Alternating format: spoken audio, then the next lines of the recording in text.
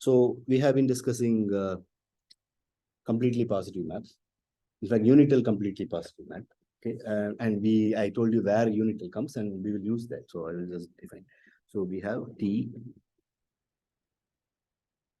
from B of H1 to B of H2, completely positive map, which means you can tensor with Mn, and I mean, then when you act one tensor T, that's also positive for all n. So completely positive map, and we assume that T of 1 is 1. And I mean, these are not assumed when we use the theorem, but finally we will need that. And we also assume that T of Xn, I mean, it's weakly continuous. Okay? Xn goes to N in weak topology, weak operator topology. That is Xn, that is Xi, Xn Xi goes to, and sequentially weakly operator. I mean, that is enough. I mean, we need to use net, but for our whatever we want to prove, sequence is enough. Okay? So we are assuming some weak form. Okay, converges to Xi Xn. This is what weak operator topology. We have then T of Xn converges to T of X, the weak operator topology. Okay? So we assume this. We assume unital and this, yeah. And we need to assume that T of X star is equal to T of X star. But that I think is follows. Let's see. I mean, for our construction, let's see. Okay, so from this, we proved the following. There exists a Hilbert space, which is unique in the following sense. We will write it. Hilbert space H, okay, and a lambda from B of H1 cross, this is just a direct product, set direct product H1 to H, okay, such that lambda of XU, okay, this is a map taking values in the Hilbert space H. So this is X in B of H1, U in H1 is total. Their span closure is everything, total in H. That is one thing. And lambda HU, XU is bilinear, is linear in the X and U. Okay. And then further, we have the similar product condition. Lambda X1, U1, lambda X2, U2. Okay. We defined a positive definite kernel. Using that, we got this. Okay. Equal to U1 T of X1 star. This is the positive definite kernel, precisely the positive definite kernel we used. And using that, we constructed the Hilbert space, and we got this. Then it's clear that U, this is in H1, going to H, which is U going to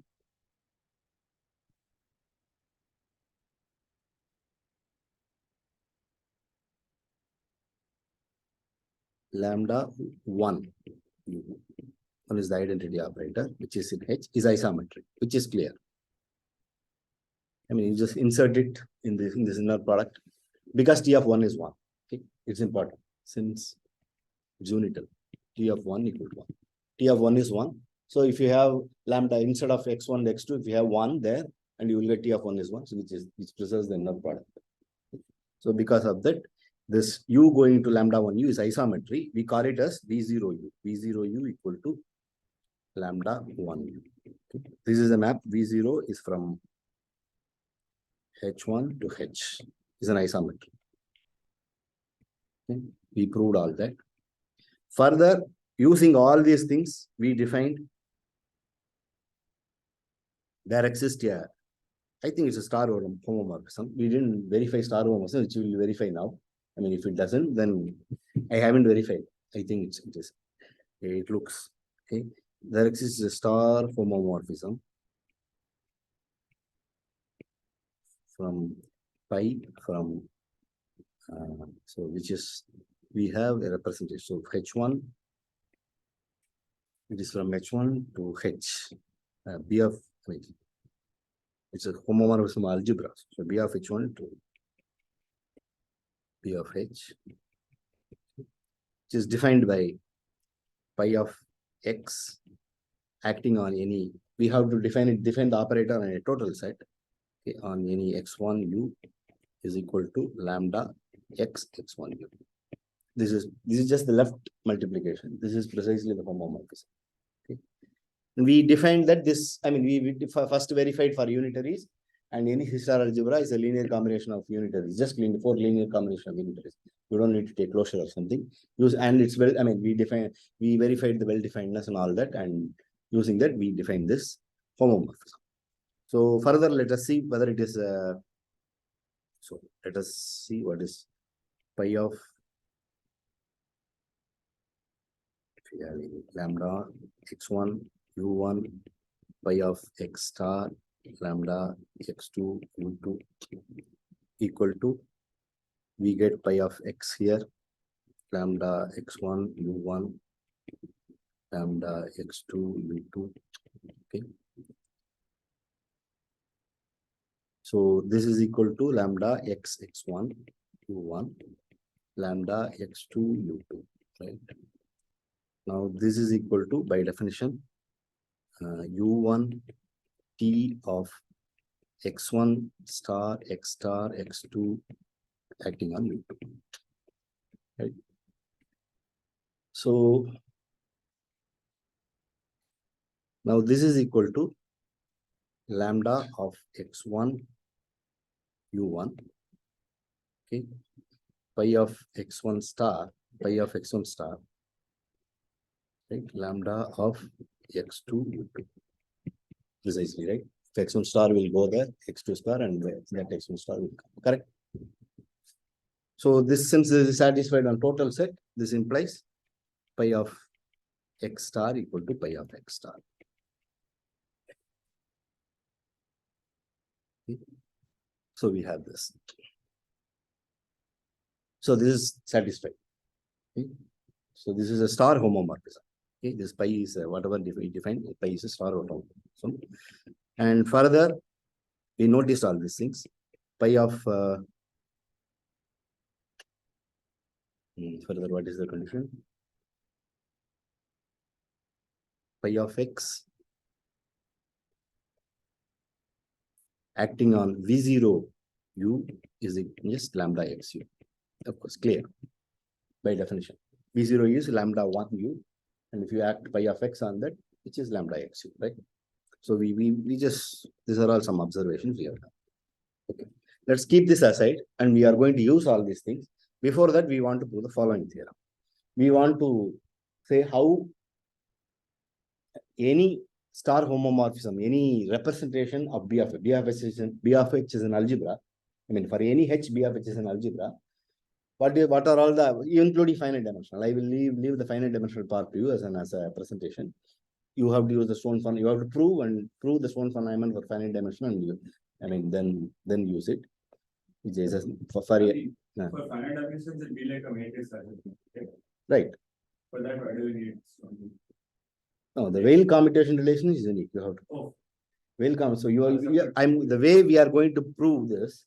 See, usually this is slightly, actually the proofs are same, because that proof is actually embedded in the proof of Stone fundament theorem. So that since we have already proved Stone fundament, assuming we have made, we will verify it again. So since we already know the Stone fundament theorem, we will use it. That's the proof of KRP, and that's what I'm going to use. So this is the theorem.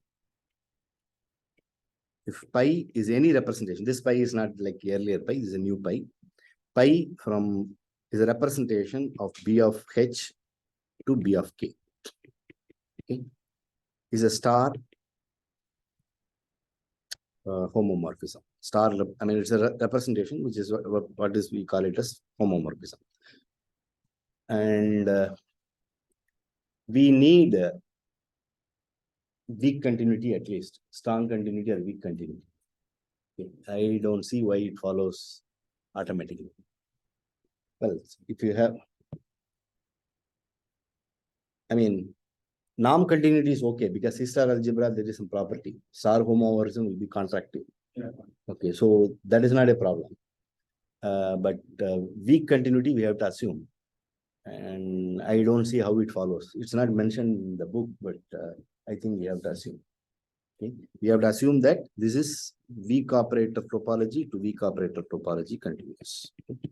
That is, if xn converges to x weakly, then pi of xn should converges to pi of x weakly. I don't think it follows directly. Okay? Because I don't see. Okay. That will imply, see, I can see that, and if unitaries are weakly continuous, then they are strongly continuous. Okay. So I asked in the exam, I think. So we can use that. We want our Schoen-Van representations. We want our Weyl representation to be strongly continuous. So for that, we need this weak continuous at least. Okay. Proof.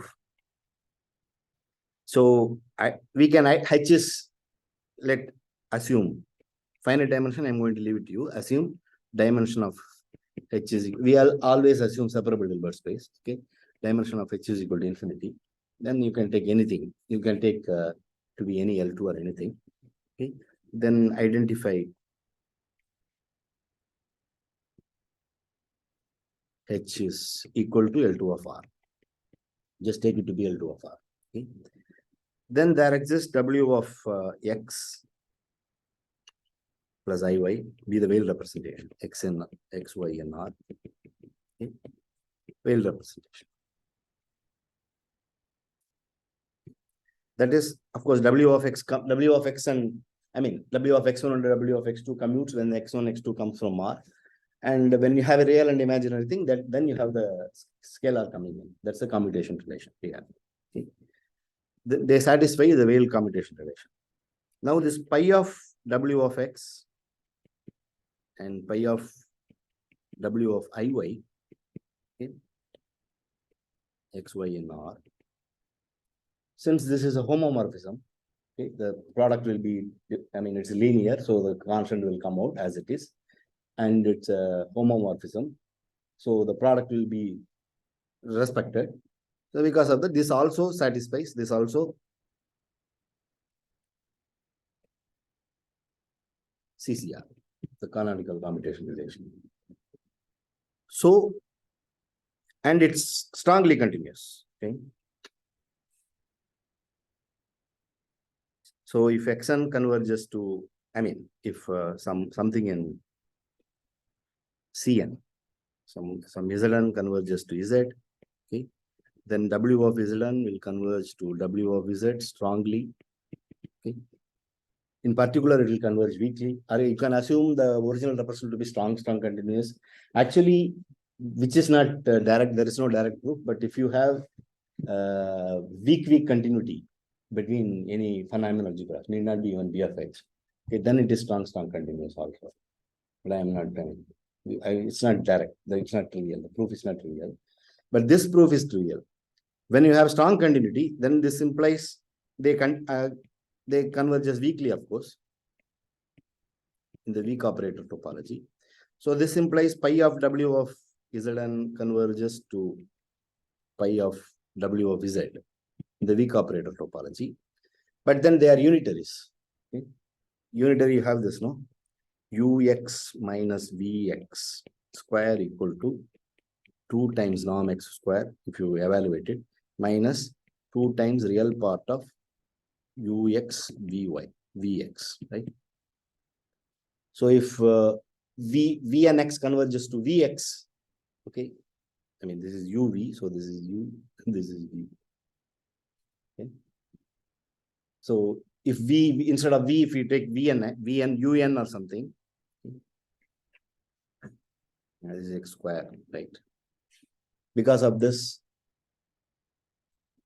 if V and X converges to, if U, this is true for any U, okay, let's write U and X, then 2 norm X square, Ux, comma, UNX, okay? So if UNX converges to U, ux, I mean un converges to u in the weak operator topology, and that real part will converge to again norm x square. So this will be 0. So unx will converge to ux. Okay. So this is unitary. So because of that, we have that Zn going to pi of w of Zn. I mean Z going to pi of w of Z is strongly continuous. Okay. So Stone Phenomenon theorem implies there exists a Hilbert space, possibly infinite dimensional, denoted by small k, and a unitary gamma from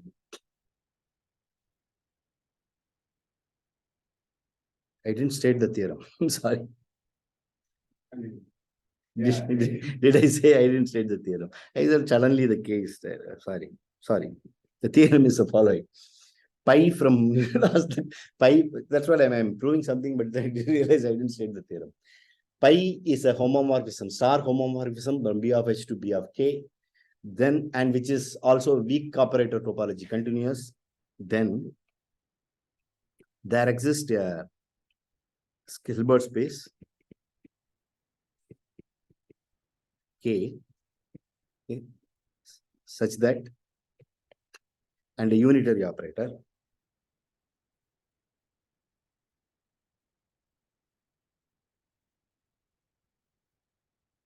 and gamma unitary from K to H tensor K.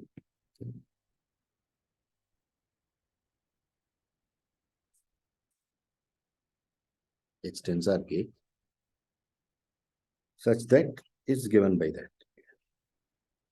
Such that pi of x, okay, which is an operator going to be in B of K.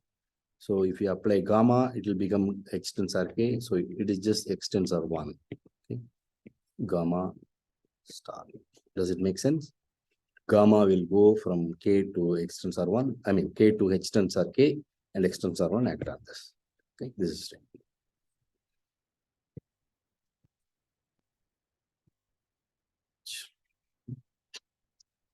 And this K should be unique in a sense. I mean, the dimension should be unique. It's not. Okay. So, like all representations are identity. No, all representations are amplification. That's what it is. Not identity. It's not identity. This is amplification. Yeah? Pi of x is X tensor 1. Looks like X. If you forget about the gamma, which is unitary, it's X tensor 1. All representations are amplifications. It can be, I mean, so there are only countably many representations. That's what we say, right? For k equal to, so the total number of representations are countable as far as the space is separable. The amplification, you mean like the tensor. You tensor with the representation multiple number of times. Yes, yeah. It is the x. I mean, you can take the direct sum if you want instead of that. Direct sum of all representations are diagonal representations. Okay, on a bigger space. For finite dimensions, we don't need. I don't think we need to do Stone one. For finite, what finite dimension? No. So in the finite dimension case, it's easier than. No. No, it is easier means you have to go through a proof. Stone Phenomenon will directly prove it. Okay. Same thing. It is, yeah. Once you have Stone, but it's better to have Stone Phenomenon because you will realize that they are all, I mean, even polymetrics, they are all basically Weyl representation. Even in the n case, you'll know what are the Weyl representations. Yeah. And that is used in, it will be used somewhere in quantum computation. Okay. Better. Okay, there exists a K and gamma from, so this is Stone Phenomenon, gamma from K to H tensor K, okay, such that pi of W of Z is equal to W of Z tensor 1.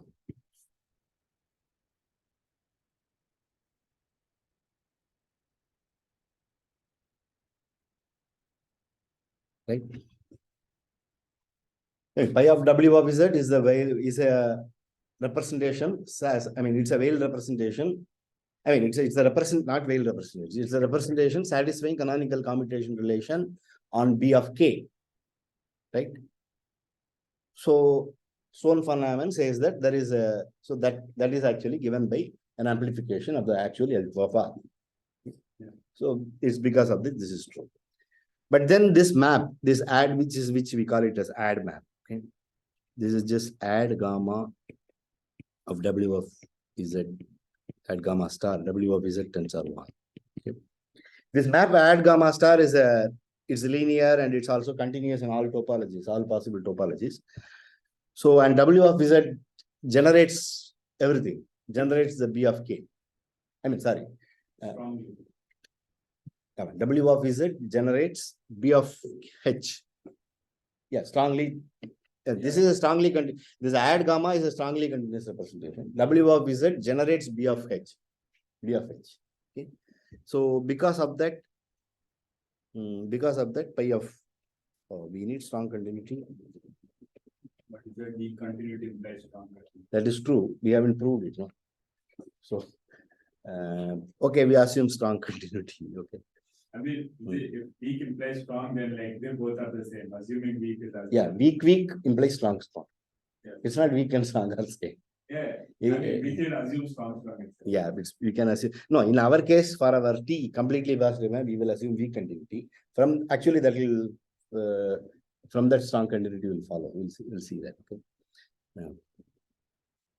So, which is SOT. Okay.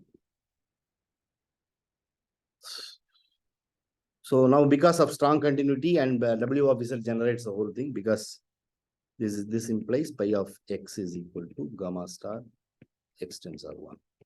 Gamma for all X in B of H, since W of Z span closure in the strong topology.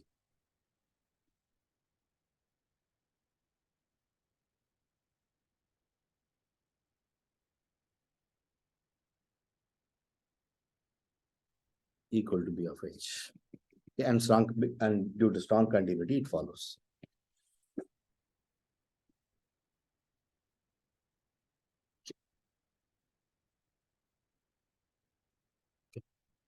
So we have proved it, right?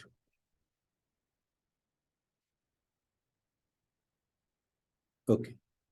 Now we go to the theorem. Okay.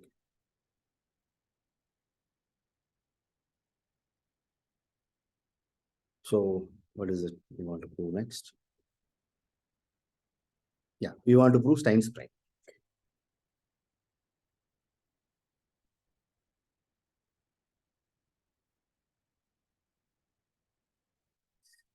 So which says the following, which says T, let's list down the properties, B of H1 to B of H2, CP, unital, T of 1 is 1, and Xn goes to X weekly, implies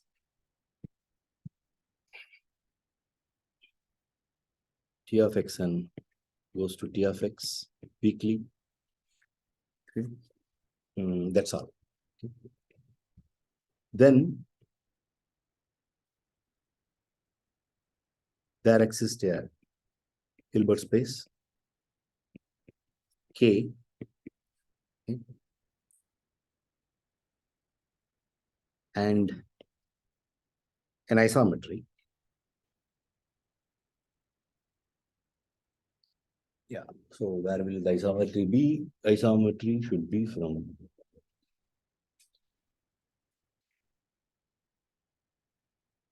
one second. We had an isometry. One second. This U comes from there. Sorry. So this should be H2. I'm sorry. This should be H2, no? In this lambda. Yeah. H2. I mean, last time there was some problem with the. No. He uses H2 to H1 for because to show the dual. I am taking this as a thing. If I take B of H1 and he defines a map from B of H2 to B of H1. If I define it like that, then I will get confused somewhere because so that's why I have taken it. So I mean, it's better we write down everything on ourselves rather than following that. So I have called B of H1 to B of H2. So this should be H2, right?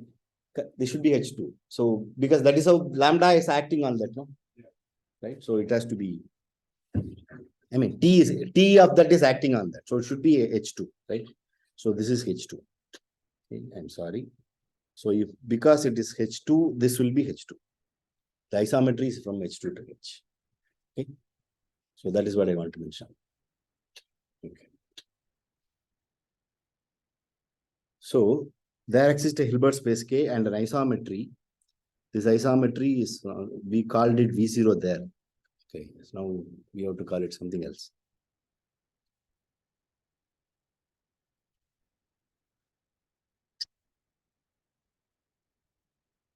We call it an isometry V from H2 to H tensor K. Okay. H1 tensor K. Okay. H1 tensor K. Such that T just looks like this. T of X equal to V star X tensor 1 V.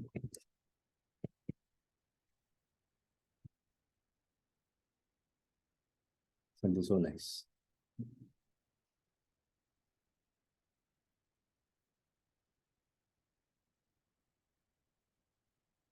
What happened? You got lost? It's okay. Or, what happened? You were little lost because you didn't look at the last lecture. Did you look at it? Yeah. Okay. Maybe you should read it and come. I mean, anyway, I will finish this in this class.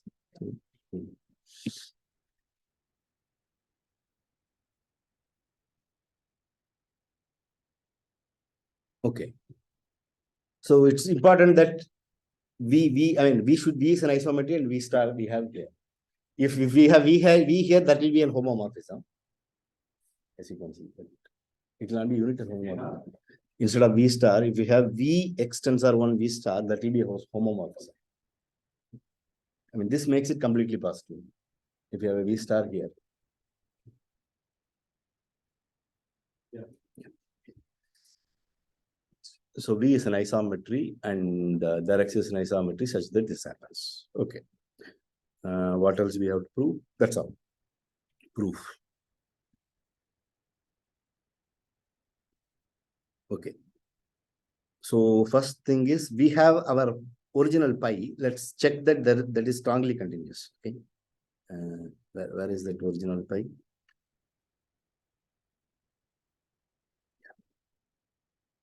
So we proved that I put a gap here.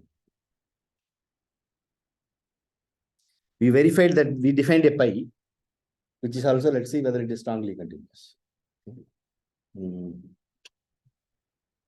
No, maybe not.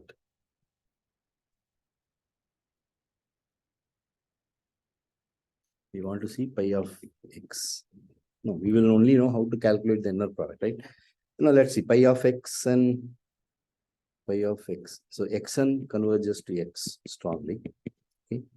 Pi of xn lambda x u minus lambda x1 u, maybe x naught u. Okay. Pi of x lambda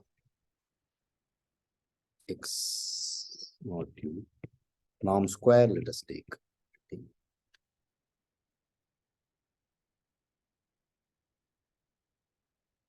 Actually, this is not verified. It's in the book, but I think this is true. But we need strong continuity to use stone for Lyman.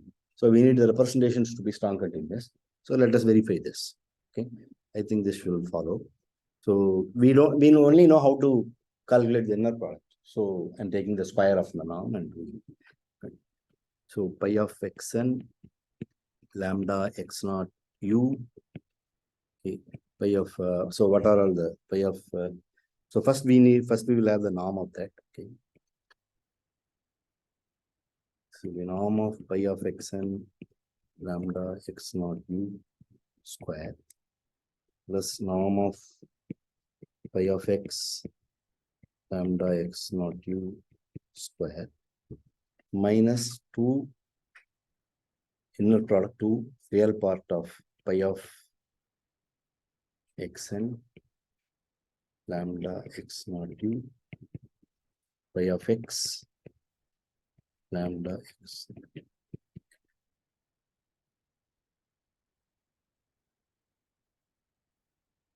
So all we have is xn is, so all we need is the lambda is a map, and whether that is strongly continuous. That's what you need. We need to see. Did we prove that strong continuities Of what? the lambda map Lambda is a linear, and it's a linear map. is the inclusion of the Gelfand factor. What should be? No, usually there is no condition. I mean, usually there is this kernel is on defined on a set. In our, when we use that characteristic function and other thing, there we verify the strong continuity, which is direct. Okay. Here also it should be strongly continuous. Anyway, here we can see, but so pi of xn, that is just we did. We got a huge inner product. Yeah, here also we have a huge inner product. I mean, I want to make sure it is true. I can leave it as an exercise to you, but before that, I want to make sure whether it is true. Okay, since I haven't verified it. So this will be equal to, so the first inner product will be pi of xn. So this is just lambda xn x naught u square, right? So that is just going to be lambda xn x naught. Let me just verify the first one, what it is. Lambda x naught xn u lambda xn x naught u. Okay. Then all the other things.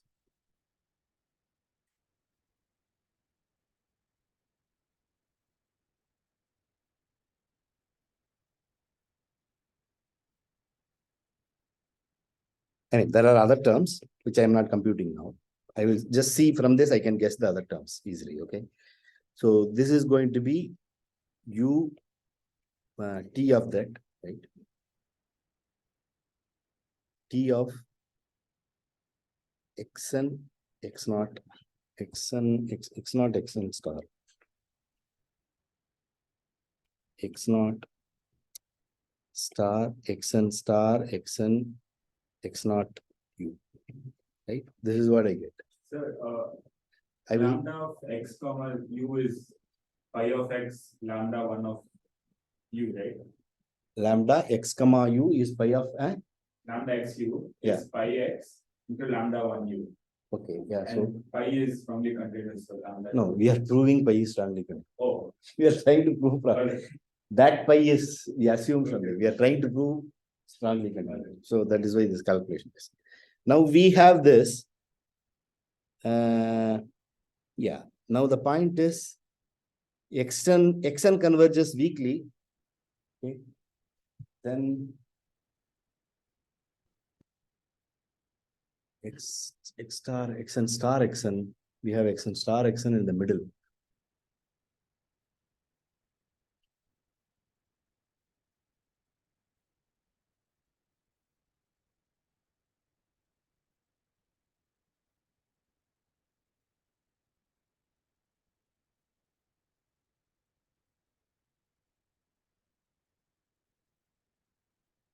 Xn converges weakly, xn star will converge weakly, but the product need not converge, no? xn star xn converts strongly because like inner product psi comma. Yeah, that is fine. But we want weak convergence. Now we want so xn star converges. Say it again. No, it's not xn star xn.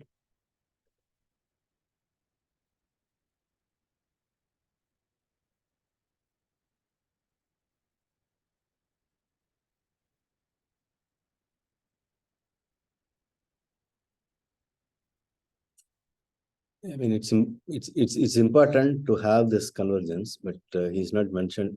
Yes, he's assuming only T is weakly continuous. Okay. So T is weakly continuous, then pi should be strongly continuous.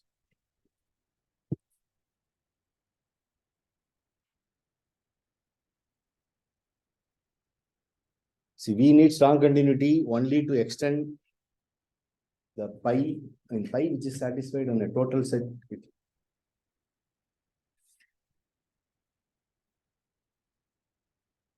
Pi of W of the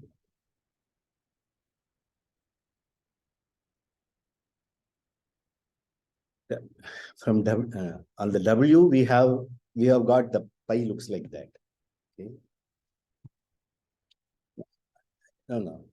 A representation coincides on the total set should be equal. No? You don't need strong continuity and all that, but you need strong continuity.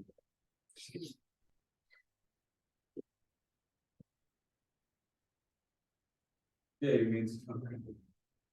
Because like you are taking limit of the closure of the closure.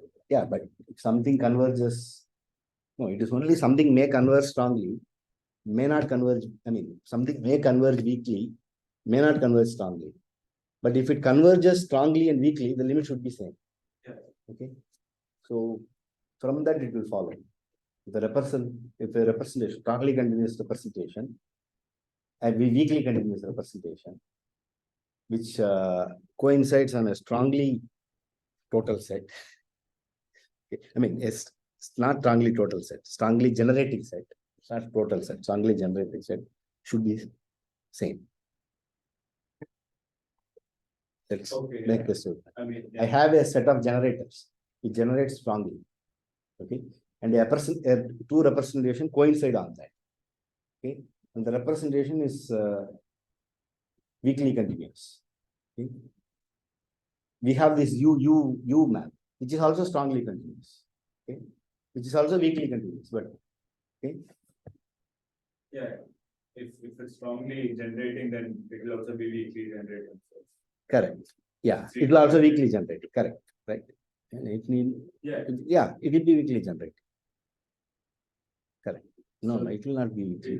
It may be bigger than that, but there's nothing bigger than that. Yeah. No, weak closure may go. No, it's the same phenomenon. Bigger, but like, no, it will not be bigger because the Von double commutant theorem, it will not be, for general set, it will be bigger, but for Von algebra, they are same, and we are anyway having B of H, there is nothing more than that.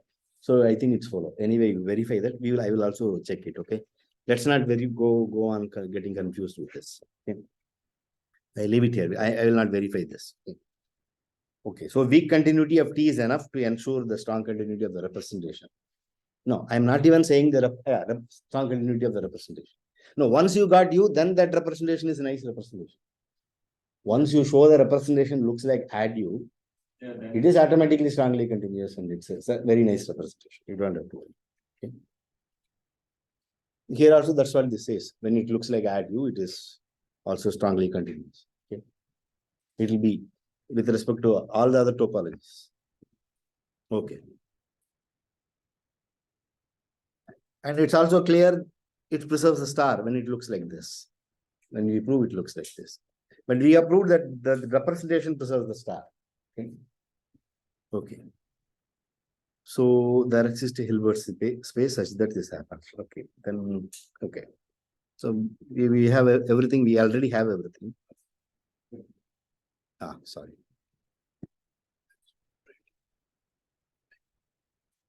Okay.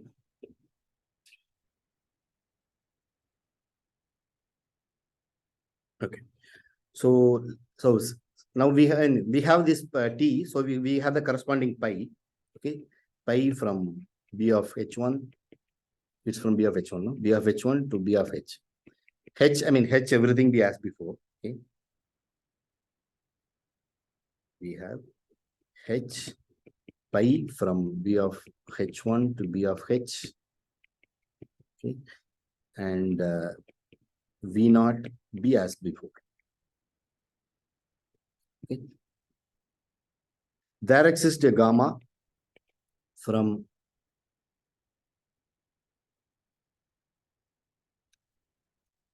B of H1 to gamma from B of H1 to B of H tensor K, H1 tensor K. B of H1 tensor K.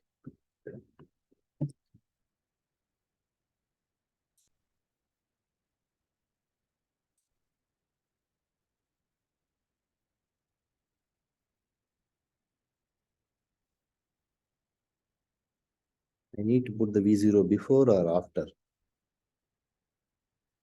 Yeah, such that pi of x is equal to gamma of x tensor 1 gamma star. We have got it from the previous theorem. Okay, pi of x looks like this. Okay. Okay. So we have removed that h and we are using h tensor h1 tensor k. We have that h instead of h we are using h1 tensor k.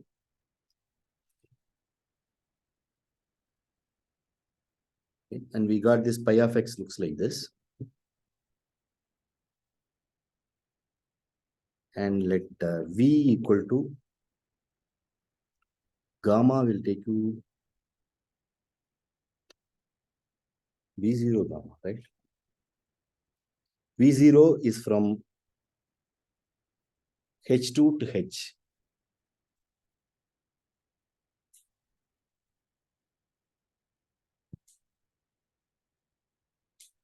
Yeah. And gamma is from, I'm sorry. Pardon. This is from H2. I'm sorry. H2 H tensor. H1 tensor. I'm sorry. Correct.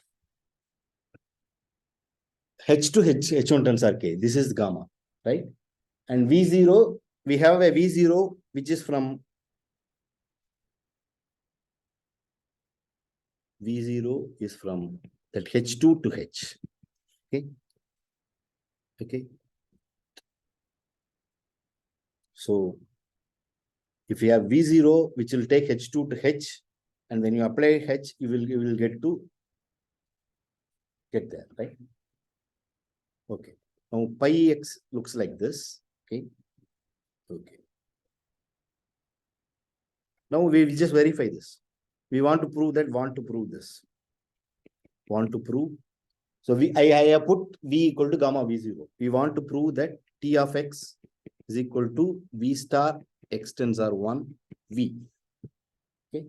Let us just calculate it. So let us take UV in this UV where. So V is from where? V is from H2, right?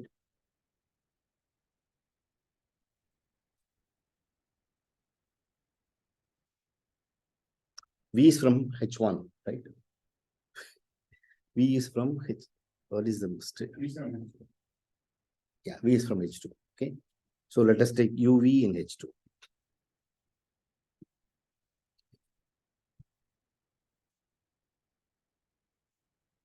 Okay. Good. So, okay. Now we want to talk about V star x tensor 1 V small v u. We want to calculate this. We want to show that this is equal to T of x, right? T of x. So this is equal to u and this is gamma V0. So V0 will be, I put VU here and then x tensor 1 VV here. Okay. Now this is equal to V. So VV is just gamma V0, which is just gamma of lambda.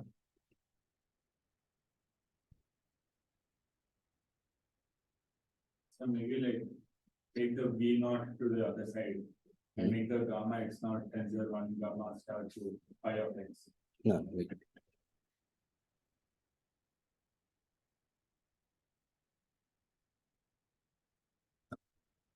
Yeah, no. Then yeah, it should work. Yeah. So, sure. Only one, correct. You are right, absolutely right.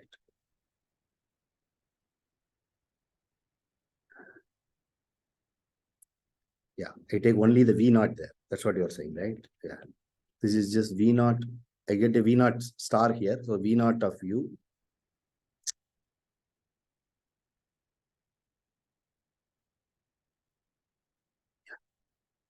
V naught of u. Now you have the gamma star, right?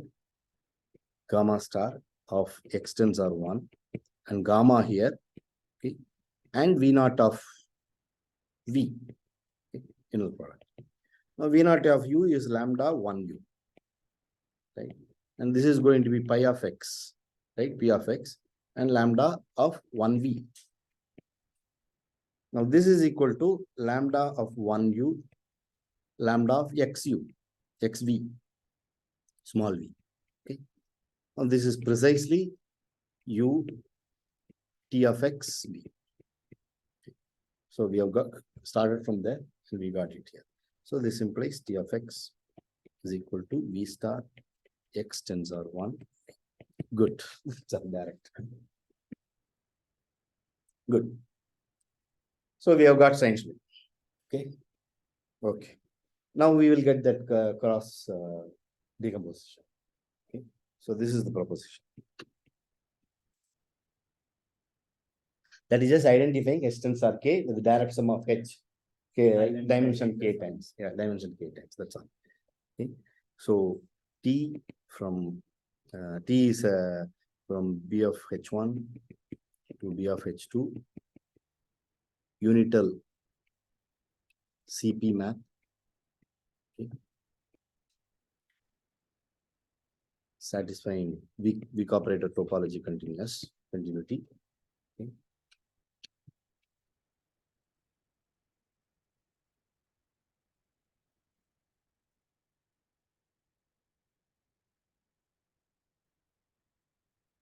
There is some problem troubling. Okay, I will look at it later.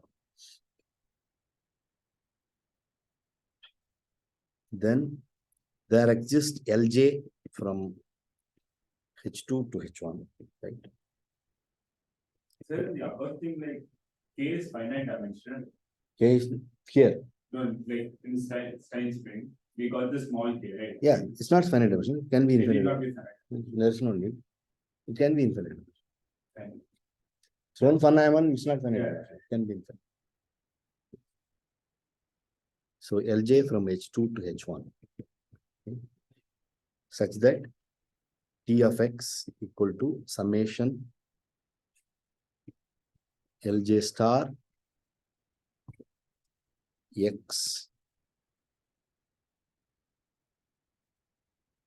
xlj. So Lj is from H2 to H1, then x acts on that. So this is fine. Okay. Where J is in a set I and cardinality of I equal to dimension of K. Whatever. There is some set I. K is not mentioned here, so it's okay. I may be infinite set. If it is infinite, then this is in the strong topology.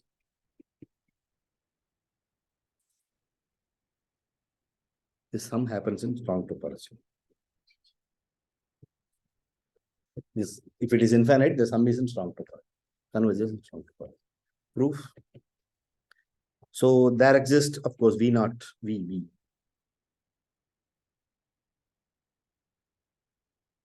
V from H2 to H1 tensor K, okay, such that T of x equal to V star x tensor 1 V. Okay. Now identify H1 tensor K with direct sum of H1, maybe H1 tensor CEI if you want. Okay, EI orthonormal basis. H1 tensor CEI is H1 only. Okay, it's orthonormal basis for K, for small k. Okay. Now you define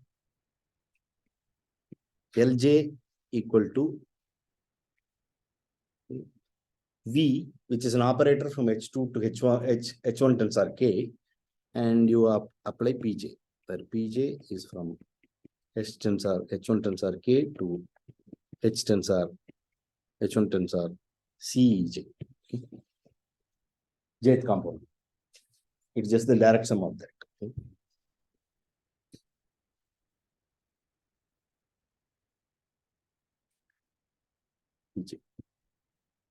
Okay, now V star X tensor 1 V equal to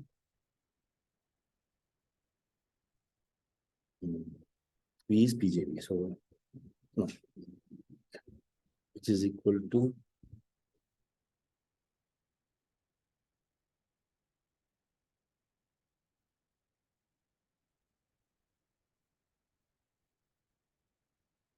let's write the other way. Summation Lj X Lj star Lj. This is equal to summation V star Pj X Pj, right? V. Okay. Now this is just you can take the summation inside. Okay, V is a nice map. Summation Pj X Pj V. The X is an operator in B of H1, right? But then this is precisely equal to X tensor 1. X tensor 1 is just the diagonal. X everywhere. Okay. So if you the Pjx is the diagonal, I mean the jth part.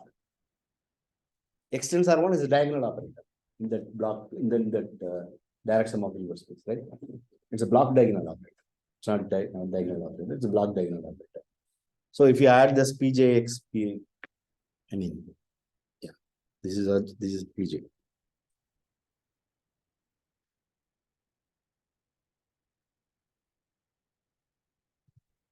This is X tensor 1. So we have got it.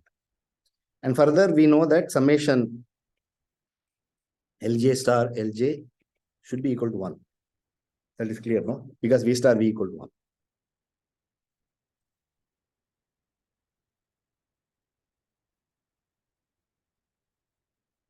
Right?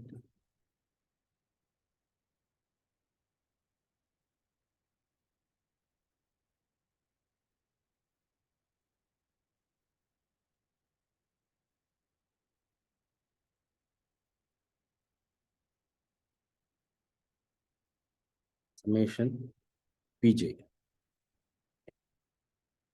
V equal to 1. And the convergence, summation Pj x Pj is in the strong topology. Is that clear to you? I mean, if you have a diagonal, if you have any operator, you have a big Hilbert space, which is direct sum of some infinitely many Hilbert space. Okay. Then you can project that up, and I mean and the operator is diagonal. So that I mean the operator is also direct sum of all these operators. Then the direct sum convergence is in the strong convergence. Of course, projection will never converge in orthogonal projection. They were in norm topology. So that's in the strong topology. You can just apply a vector and it will follow. Right? So it's clear. Okay, that's all we have proved. We just have to add that summation Lj star Lj equal to 1. Okay, so this is about why are we considering this kind of map? Okay, we are considering map. We are considering T from B of. So this would mean every T is unital, right? Every? T is unital. No, we are assuming unital that, yeah. We are assuming unital. So our V0 is isometry. So we are getting all these things. Okay? Otherwise, it will not come. Okay?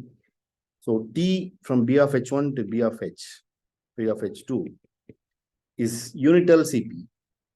Okay. Then there exists a T prime from B1 H1, B1 H2 to B1 H1, okay, which is trace preserving. Unital will correspond to trace preserving. That is why we are discussing trace preserving CP. This will also be CP, satisfying trace of the T of X rho equal to trace of X T prime rho. This is for all.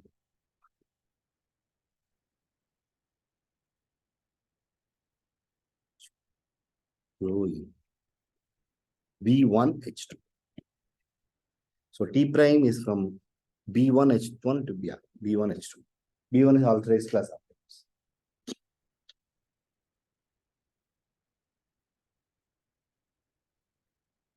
So given a t, there will be a c.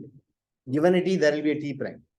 That follows because you can define a linear functional. See, I mean, the dual of trace class operator is B of H. Pre-dual of B of H is trace class operator. Okay.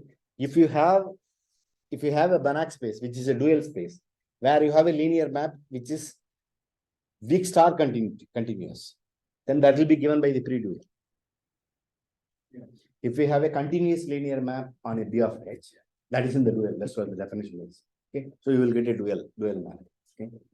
But if we have a continuous linear functional, which is also sigma weak which is all here sigma weak topology is the weak star topology. That's why I'm saying, okay, that is precisely what is called sigma weak topology. That is precisely weak star topology. Okay. Sigma weak topology means the trace. Every trace class operator is summation of exactly xn projection. by definition xn converges to x sigma weakly. This means that trace of xn rho converges to trace of x rho for all rho in B of B1H. Okay, this is precisely the weak star topology. I mean, in general phenomenal algebra, you need not have the it's not. it will not be trace class. It will be something else. Okay, so the pre-dual sigma weak topology is just the weak star topology. Okay, so if you have a weak star convergent, weak star continuous linear functional, then that is given by a pre-dual, something in the pre-dual. Okay, you just write the definition, you will get it. So because of that, if you have a t and t prime, there is some one correspondence between t and t prime. If you have a t prime, then you can define the dual map to be t, and if you have a t, you can get a t prime like this. And you just consider this equation.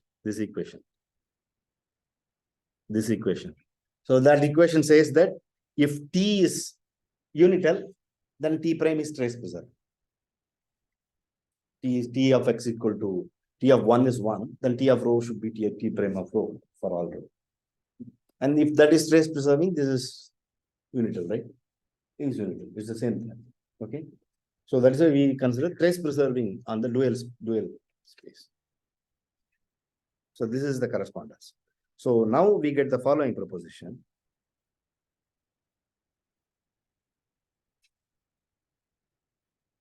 I'm only proving it because we will consider the consequence in the next class. Okay? If T is from B of H1 to B of H2, okay, which is CP, unital CP, okay, and weak operator topology continuous. Then T prime is from B1 H2 to B of H1 as above. Then T prime of rho is summation. There we have Lj star, no? Lj rho Lj star. Where here and this convergence is in B1H, B1 H1. This is not, I mean, there the convert where the summation is in the strong topology. Okay. Here the summation is in trace class operators, trace class topology.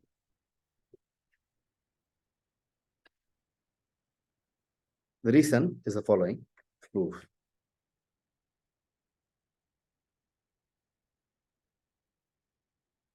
So T is a CP map, another thing by the above discussion. T of X will look like summation Lj star XLJ. Okay. Now we have this equation, trace of rho T of X equal to trace of T prime rho X. Okay. This is for all X.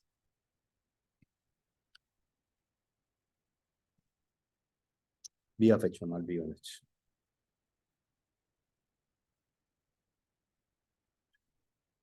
And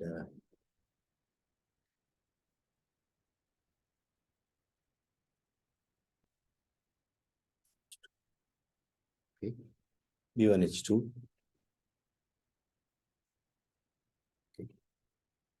Now, if you just write the definition, okay, the point is strong convergence.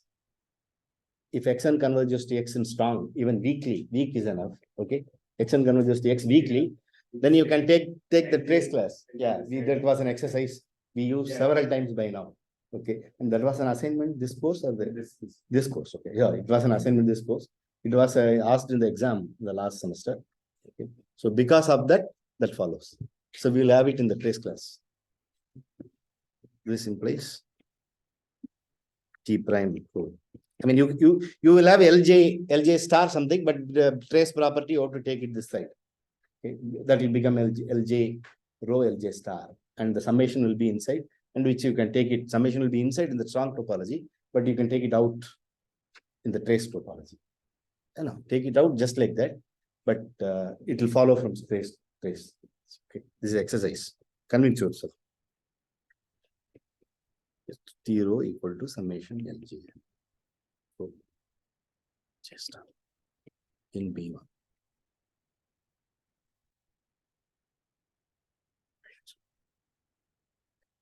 Good. So this is, and one has to prove that any such map is completely positive. Shall I leave it as an exercise? It's, you just have to, I mean, any map, any LJ row, LJ star is positive, right? It's also completely positive. Quantiles are, if you have any operator T, any operator X, any operator V, let's say, then X going to Vx, V star is positive. It's also completely positive. Yeah. Okay. Then sum of completely positive map is completely positive. So that's all. But infinite sub also it's true. You can verify that. Okay. That's all. So we will do something else in the next class.